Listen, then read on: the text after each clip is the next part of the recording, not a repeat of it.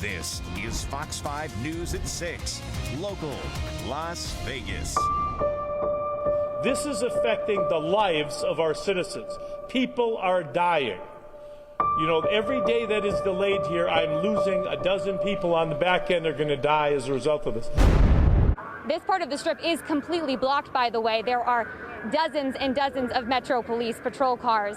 So right now, officers are walking down the Strip saying, move back, telling people to go home. And a sergeant told me if people do not listen, they will be arrested. Now, I did talk to several protesters today. Here's what one woman had to say.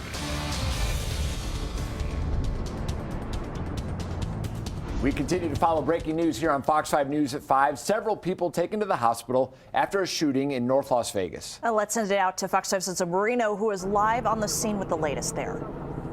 There's a double standard, and the double standard is going to stop in the state of Nevada. That's Nevada Governor Steve Sisolak in a heated moment during a news conference Friday morning. When someone asked about the recent protest outside the governor's mansion in Carson City, the protesters there were calling for the state to reopen. Those militia members, whatever you want to call them, carrying AR-15s and AK-47s, if these young black men that were out here protesting would have been doing that in the past few days, what do you think would have happened? The governor was joined by state leaders who say the demonstrations are not the same. The right to protest under these circumstances is something that has been afforded to white folks who want to reopen Nevada, and they're now being afforded to black individuals who are protesting the fact that Black Lives Matter.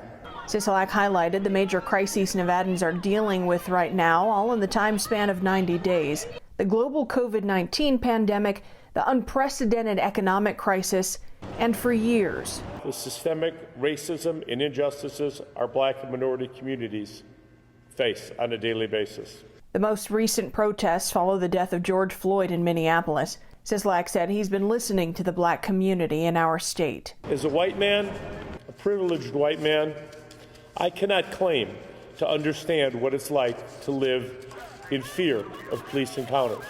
But as governor of the state of Nevada, it is my duty to help shepherd forward change on behalf of all Nevadans. Plexiglass dividers, touchless technology, and hand washing stations. Those are just some of the new safety measures MGM Resorts properties are taking before they reopen on the Strip this week. And they include Bellagio, New York, MGM Grand, and the Signature. Here's a look at what you can expect to see inside.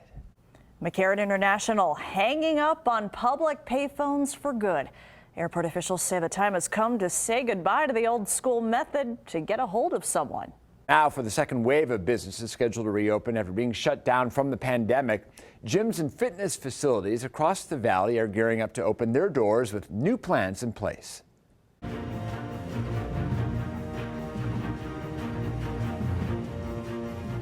The latest now on Nevada's primary elections. The Clark County election officials say wait times were unacceptable. Some very dedicated voters reportedly stood in line for more than 7 hours to cast a vote.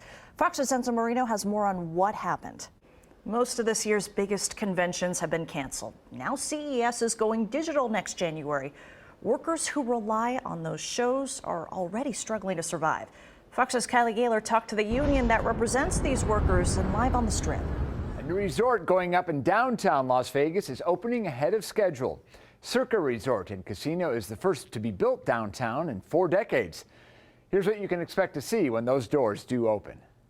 Circle the date for Circa Resort and Casino. It's the first downtown Las Vegas resort being built ground up since 1980. And now we're learning it will open even earlier than expected. We're going to open the first 5 floors of the casino early. So basically everything but the hotel tower. Las Vegas casino mogul Derek Stevens making a video announcement today that part of the 777-room resort will open this coming October, 2 months ahead of schedule. That includes our restaurants, our bars, 2 levels of casino. The casino will feature 1,350 slot machines and 49 table games.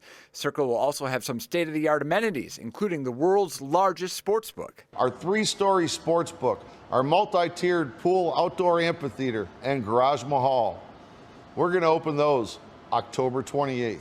The rest of the casino will open no later than December 28th.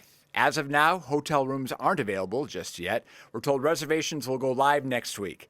Stevens says around 1,000 employees will be hired once the project is complete.